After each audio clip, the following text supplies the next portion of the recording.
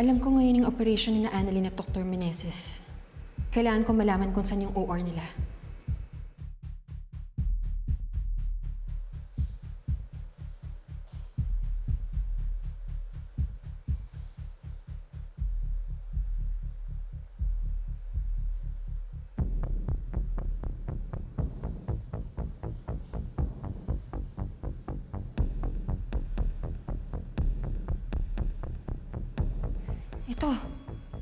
Ito nga yung case ni na Annalyn.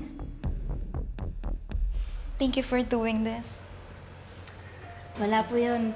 Masaya din kami na matutulungan po namin kayo. Alam ko na bigla ka dahil tinago ko sa inyo yung totoong reason kung bakit ako nasa Apex nung araw na yon. Natakot lang ako na baka kumalat or malaman ng mga tao kung bakit ako nasa hospital. Kaka-launch lang ni Emerald as the new endorser of Shine Shampoo. Okay, malaki yung kontratang pinirmahan namin, kaya hindi pwedeng mawala ito. Pero pwede nyo naman po sigurong sabihin sa management ng Shine Shampoo yung totoong kalagayan po ni Miss Emerald, di ba? Sigurado naman po kung maintindihan po nila. You don't really get it, do you, Dr. Santos? Okay, kapag nalaman ng management ng Shine Shampoo na itong si Emerald ay may hematoma, okay, and she will undergo surgery at mawawala yung buhok niya at makakalbo siya, what do you think's gonna happen?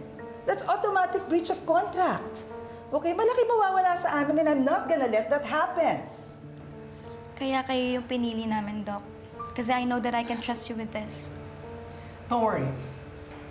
I discussed everything already with Dr. Santos. Wala na kayong kailangang isipin. Ang kailangan nyo lang intindihin, maging handa para sa magiging surgery ninyo. Ba dapat lang. Dahil kapag nag-leak ito sa press, okay, hindi lang kayong mayayari, kundi pati ang buong ospital na to. Understand? Becca, you don't have to threaten them. I know that I can trust them. Okay. It's okay.